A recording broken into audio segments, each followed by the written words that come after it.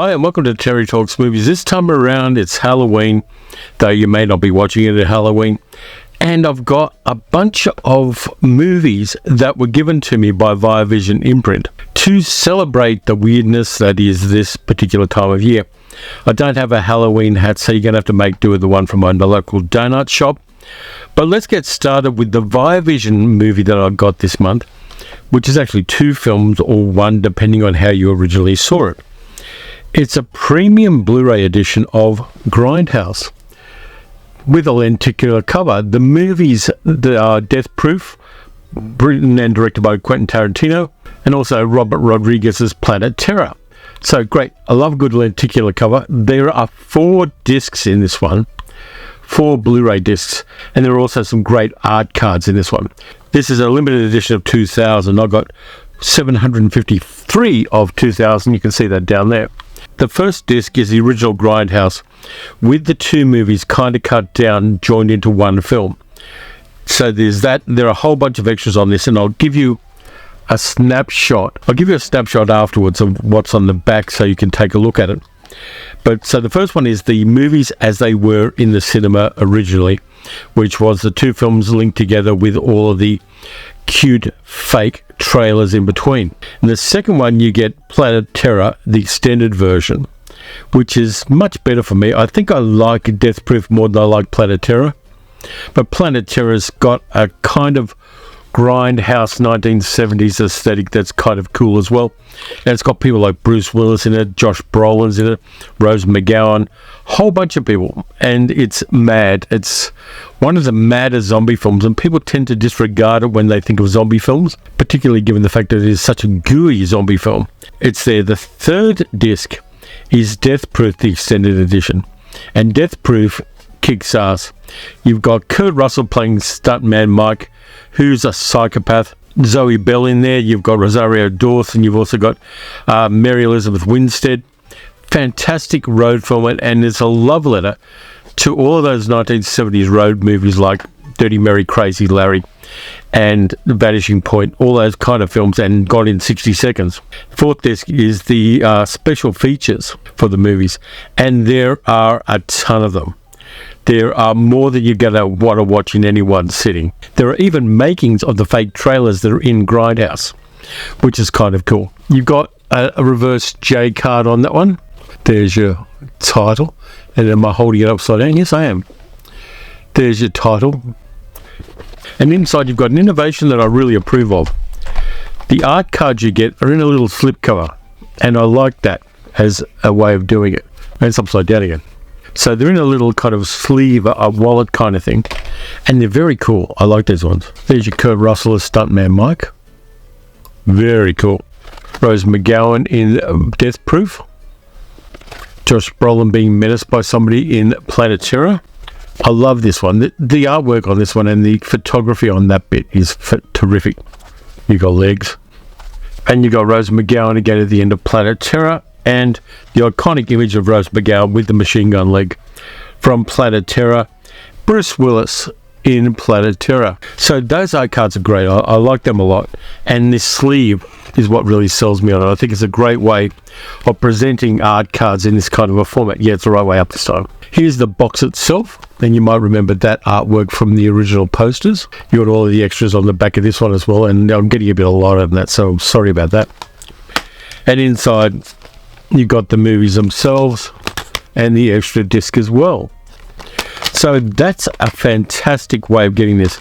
I've got the 2 discs of the original movies already, but with the extras and the art cards, this works for me. Really groovy, and it adds to the Tarantino collection. I actually did a 24-hour movie session of watching all of the Tarantino movies. I'm not sure I watched Death Proof, but I may well have done. I will post a link at the end of this video to my 24-hour Tarantino marathon, just so you can watch that. But I like this one. I like what it does, and I like the way that Vision have put it together. That then brings us to 4 of the imprint releases for October 2023. And I'm going to go with this one first because it may well be the weirdest. Bug with Ashley Judd, Michael Shannon, and Harry Connick Jr. This is a disturbing movie directed by William Friedkin, which is about delusional parasitosis, about people who think that they're infested with insects. And Michael Shannon plays a Gulf War veteran who thinks that he's got insects in him. He starts a relationship with a woman played by Ashley Judd, who's got drug addiction issues, and her son went missing 10 years ago, and they go down a spiral of total insanity. Harry Connick Jr. plays her ex-boyfriend. It's just a mad movie. It's one of those movies where you, at the end, you're not sure whether it was supposed to be real or whether it's not supposed to be real. And as the back cover says, paranoia is contagious. There are a lot of extras on there. It's a 1080p scan. Audio commentary by William Friedkin, which is very useful. Audio commentary with film historians and authors Troy Howarth and Tony Strauss. A discussion with William Friedkin about the movie. An introduction featurette and a theatrical trailer. So there's your slipcover, and it is number 258. Inside you've got alternative artwork on there. All the same information on the back there. There's the disc. And there's a bit of extended artwork in there of the two protagonists. This movie is disturbing. I've watched it once before when it first came out on physical media, and it's deeply disturbing. And of course you've got Ashley Judd and Michael Shannon bringing their A game to the acting. Harry Connick Jr. has never impressed me as an actor, but he's in it as well. Yeah, it's a really freaky movie, and it's one of those movies that makes you wonder how far we each are away from slipping into that kind of delusion. I'd like to hope we're not, but these kind of movies have that horror about them. Friedkin himself said he doesn't class it as a horror movie. It's a movie that defies categorization easily, and it's one you should have in your collection because it is memorable and disturbing. Well acted, fantastically directed. The production design is terrific. It's one of those movies that portrays madness in a complex and kind of icky way. You should check that one out. Going to leave the one I like best for last. This one I knew nothing about. Stars Stella Stevens and Shelley Winters, and it's number 260 in Imprint. The Mad Room, which is a remake of a 1941 movie with Ida Lupino in it, called Ladies in Retirement. Stella Stevens plays a woman called Ellen, who has two younger siblings who are just around the age of 18. And the siblings are in a mental hospital because they potentially killed their mutual parents when they were very young. But they become 18, and rather than have them put into an adult institution, Ellen decides to let them come and live with her in a large house owned by a wealthy woman played by Shelley Winters, and Stella Stevens' character Ellen is the live-in assistant to Shelley Winters' wealthy woman. Things start going off the rails. Stella Stevens' character Ellen has a boyfriend. There are other people around the household. Eventually it gets to the stage where more murders happen, and it was uncertain whether the two younger siblings are responsible or whether potentially Ellen herself is a murderess. Really weird little film, beautifully shot in Vancouver Island in British Columbia. I'm about halfway through watching this one. I think it's a bit of a hidden gem because it's holding my attention. And even though you got Shelley Winters playing kind of shouty, ranty, older Shelley Winters kind of roles, Stella Stevens does a really interesting, nuanced role in this one. You've got a bit of information on the back. There are no extras on this. It's just purely the presentation itself. Inside you've got some alternative artwork, which is very stark but quite on point. And on the back you've got pretty much the same thing. I love the cover art and the slipcover. I like a really good cover art, and this is definitely that, which is repeated again on the disc. Let me hold it up properly. It's repeated again on the disc. And inside, you've got Stella Stevens' character going a bit kooky there. I'm having a little trouble with the reflections today. But yeah, I kind of like a hidden gem I don't know about. And this is one of those. And every now and then, Imprint comes up with something that I hadn't heard about. And I've heard about a lot of things. I've watched a ton of movies. I've got millions of reference books, but I hadn't heard about The Mad Room. And this one is one you should definitely check out. As I said, I'm about halfway through it and I'm hooked. The guy playing the love interest, a guy called Skip Ward, is kind of ordinary. But there's a good supporting cast. Lloyd Haynes turns up in it. Seven Darden plays a handyman in a very un-Seven Darden kind of role. But this one from 1969, directed by Bernard Girard, is something you should check out. Then we've got the big one of the month, And again, it's a horror movie I knew nothing about. Directed by Juan Antonio Bayona, who also did Jurassic Park Fallen Kingdom not too long ago. It's the first movie he made. It's a Spanish language film, The Orphanage. And this was supported and actually has a cameo with Guillermo del Toro in it. And it's about a young woman who was partly raised in an orphanage, who goes back to the orphanage years later as somebody wants to renovate it into a different kind of institution. And she starts seeing ghosts. And the ghosts are the ghosts of the people she grew up with in the orphanage when she was young before she was adopted. It's creepy as hell. I've only seen the trailer so far, but it's got me hooked again. And the back blurb says, "You will deny what you see, but you will not be able to deny the fear."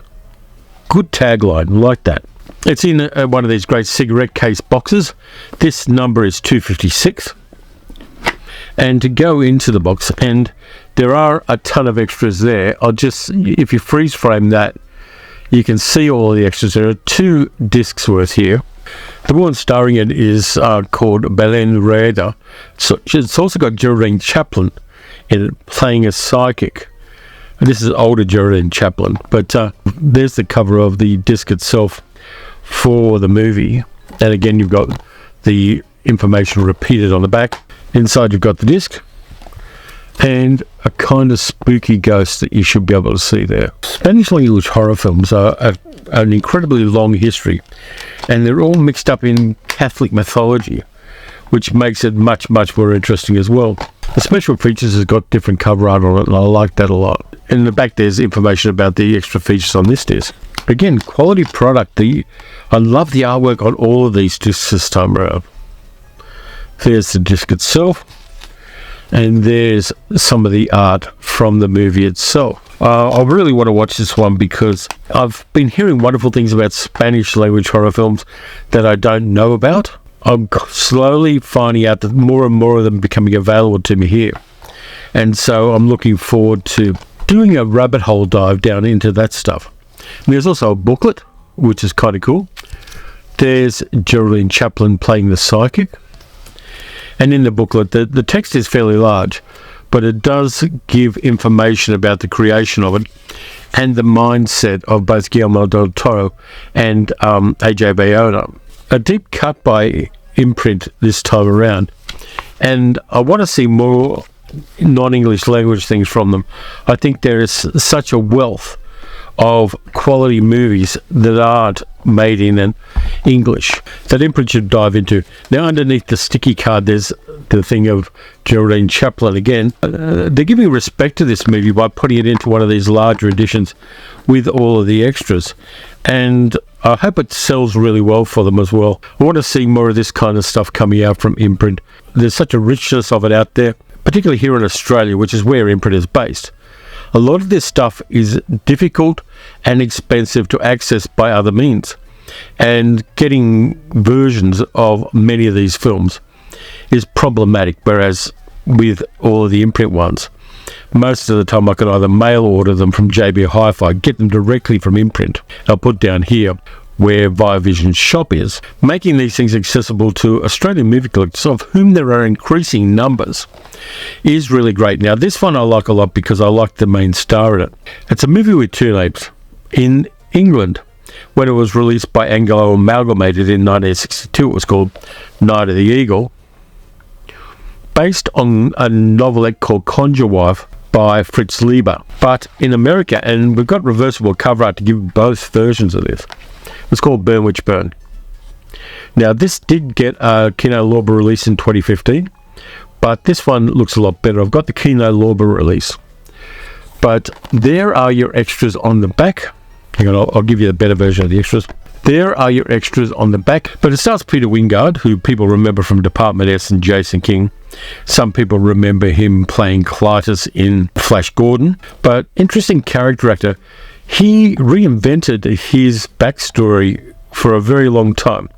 His original name was Cyril Godbert. Peter Wingard was crazily popular for 5 minutes in the 1970s because of the Jason King TV series. And in this, he plays a lecturer at a small college who's lecturing about logic and avoiding superstition. What he doesn't know is that his wife is into witchcraft and has been protecting him from malevolent forces by using charms and various other techniques. To protect him from particularly the wives of other faculty members are malevolent towards both Norman, the character played by Peter Wingard, and his wife Tansy, played by Janet Blair. The worst of them is a really nasty piece of work played by Margaret Johnston, who is actively trying to kill both of them using witchcraft. This was directed by Sidney Hayers. The script is by Richard Matheson, Charles Beaumont, and George Baxt, all of whom were fine writers in their own rights and fine screenwriters. Now, this is the American edition, which has a longer length to it, and it's got a weird thing at the start where you get a blank screen, and Paul Frees, the famous voiceover artist Paul Frees, does an incantation in voiceover protecting the audience from malevolent forces. It's a very cool move. It's not on the English edition because I found a copy of the English one online. It's kind of weird, and the American accent's a little bit jarring compared to most of the accents in the movie itself. But I kind of like it. It gets you in that drive-in movie mood while you're watching this, and it is fantastic fun to just have that, I think, about 2 minutes at the start where that happens. There's your cover. Again, you've got alternative cover art. Pick which flavour you like. I'm going with Burn Witch Burn because I like it more as a title, and I actually like that cover art better than I like that one. But particularly for this month, October, it's a good one for Imprint to put out. It's one of those horror movies that really people who are deep into it know about, but horror movie fans who are more into modern stuff might not know about. But it builds attention wonderfully. It's in wonderful black and white. And this is the only leading role in a movie that Peter Wingard ever did. He did play the ghost of Quint in The Innocents with Deborah Kerr. He had some more roles in a few other movies. But for the most part, he was known for his television work and his stage work in England. And because he was such a mannered actor with that received pronunciation, he didn't get the starring roles. And also the fact that he was arrested a number of times by the stupid laws in England for picking up men in one case, a train station toilet. He picked up a crane driver and got arrested for that. Back in the days when people who were gay were either blackmailed or arrested and had careers destroyed because of the stupidity of the times. But I like Peter Wingard a lot, and I like Night of the Eagle, otherwise known as Burn Witch Burn, and I am deliriously happy that Imprint have put this out. You should pick this one up if you haven't already. I'll check the extras. There are more extras on this one than there are on the Kino Lorber version. There's an audio commentary by Richard Matheson on here. Audio commentary by Flipside founders Vic Pratt and William Fowler from 2023. Audio commentary of film historian Scott Harrison. An interview with Peter Wingard where he talks about this and a couple of other things he did. The Devil in Music, an interview with the author David Huckvale in 2023. Fritz Lieber's Conjure Wife, a video essay by film scholar Rachel Knightley from 2023. I Do Believe, The Evil Eyes of Sidney Hayers, a video essay by film historian Howard S. Berger about the director Sidney Hayers. Opening title sequence from the UK version of the film. And of course you've got the American version as well. And theatrical trailers for both versions of the film. So this one is packed with extras on it. And I love this movie. I think it's great. And like Night of the Demon, it has that arc for the lead character where he goes from being a skeptic and dismissive of the supernatural to accepting it and reluctantly embracing it in order to save both himself and his wife from malevolent forces. And Peter Wingard does a good job of this. And Janet Blair, who was known mostly as a musical comedy actress, does really well as his wife Tansy. And the supporting cast has got people like Anthony Nichols in it, and Reginald Beckwith, and a whole bunch of other familiar English faces. It's also got Kathleen Byron, who is the nun that goes mad in Black Narcissus. She's in there as well, and I would have liked to have seen more of her in there, but this one you should check out, you should get, you should love. So that's it for this time around. A tremendous haul from Viavision and Imprint, which I really appreciate. It's a good time of year for movie buffs. Tons of great stuff comes out, and we can enjoy all the horror, and even though Bug technically isn't horror, we can enjoy the fun of it, and we can enjoy watching Planet Terror and Death Proof again, both of which each in their own way is a horror movie. The Mad Room to finish watching. I've got The Orphanage to watch. I'm expanding my horizons even in horror by backfilling the things that just simply weren't around for me to watch in previous years. In the meantime, have a happy Halloween. Give the kids lots of sugary lollies. Have a great time. Decorate your house if you haven't already. Spook yourself. There's a house up the road, about 1 kilometre from here, which is doing enormous Halloween decorations out the front of it. So we're going to go down and check that tonight and just have a really good time with it and enjoy it in the same way we enjoyed Christmas lights at Christmas time. And it's nice warm weather, so we don't even have to rug up. By the way, if you enjoyed this video, please like, subscribe, hit the notification bell, leave a comment, leave an emoji if you need to. Give me a few spooky emojis if you can't think of anything to say. You can also support the channel by becoming a channel member, and you get a monthly Spotify playlist of music from me if you do. You can also be a patron at patreon.com/TerryTalksMovies. Next time around, I've got Science Fiction Saturday coming up, and I'm going to find some groovy stuff for that. And then I'm going to do the second one of the horror double features, just like the one I did on Monday, from the Hoyt's Horror House Cinema in 1973. And that was fun to do, and I'm going to continue to do that with horror double features from Australian cinemas back in the day. Going to love that. And this hat keeps slipping off my bloody head. Anyway, until then, watch some good movies, watch some bad movies, watch some horror movies. You know it's the right time of year to do it. And I'll catch you next time.